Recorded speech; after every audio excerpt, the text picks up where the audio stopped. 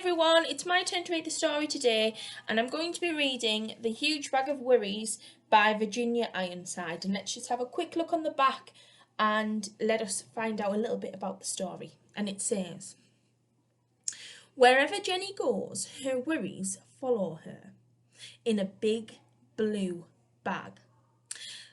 They are there when she goes swimming, when she is watching TV, and even when she's in the lavatory. Jenny decides they will have to go, but who can she get to help her?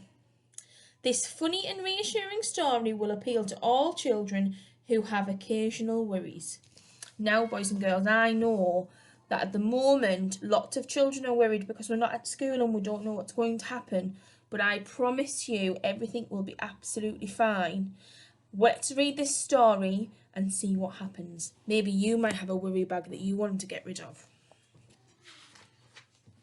The Huge Bag of Worries.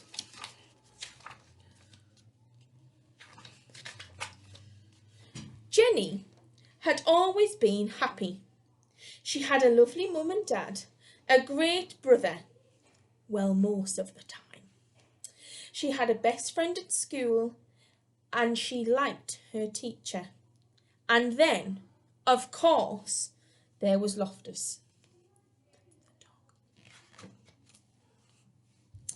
A huge bag of worries. The bag followed her everywhere, to school, to swimming, to the toilet, and it stuck by her even when she was watching TV. She tried ignoring it, but it didn't work. She tried throwing it away, but it always came back. She tried to lock it out, but when she got back to her bedroom, it was there, waiting for her. It was like a horrible shadow she couldn't get rid of.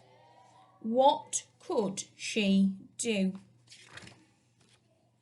She asked her brother for help, but he was busy with his computer game, and all he said was, "I don't know what you are talking about. I don't have any worries."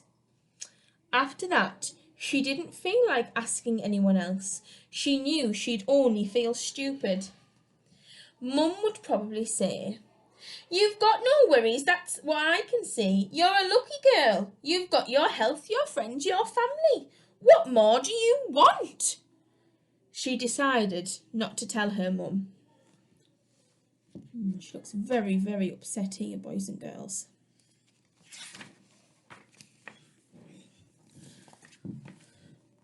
Dad might know what to do, but then she thought again. No, Dad had enough worries of his own. She couldn't ask him. Every day things got worse. The bag got bigger and bigger and bigger. How big that is, boys and girls. She couldn't sleep because it kept tossing and turning beside her all night. To make matters worse, the bag dragged around her feet so much when she was walking to school that she was late and the teacher was cross. Jenny couldn't tell her what had happened, and anyway, she knew what she would say. "You've got too many worries. In future, leave that bag at home." When Jenny told her best friend about the bag, she suggested that Jenny lock it up in a cupboard and tried not to think about it. "That's what I do," she said. But it just didn't work. It exploded from the cupboard there. Even Loftus couldn't help. He tried his best and barked like mad, but the bag stood its ground. One morning, Jenny woke up, got dressed, and walked down the road. She'd had enough. The tears started rolling down her cheeks. She sat on a garden wall and put her head in her hands. She thought she'd have to live with the bag forever. Then she heard a voice, and looking up, she saw the kindly face of an old lady who lived next door. "Goodness!" said the old lady. "What on earth is that huge bag of worries?"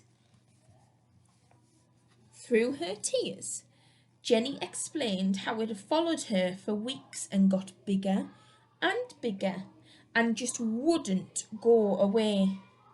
"Now, let's just open it up and see what's inside," said the old lady.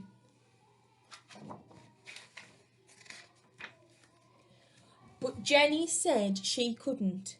If she opened the bag, the worries might jump out, and who knew what might happen?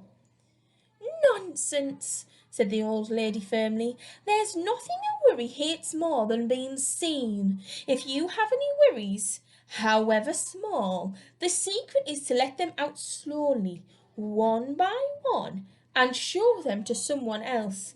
They'll soon go away." So Jenny opened the bag. The old lady started to sort the worries into groups. Jenny was astonished to see how small they looked when they were out in the open. Half the worries disappeared because lots of worries just hate the light of day. As for the rest, the old lady put some in her shopping basket to deal with herself. Some she sent packing because she said they belonged to other people, and that says Mum and Dad, so they must have been Mum and Dad's worries.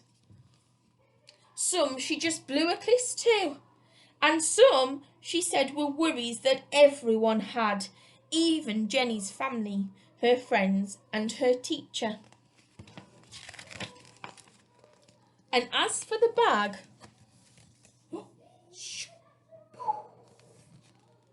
she threw that away. The end. What a lovely story, boys and girls. And I think the moral of this story is that if you're worried, the only way to help is to talk to someone and tell them about it, no matter how small you think they are. Because that's the only way you can get rid of your worry bag. Take care.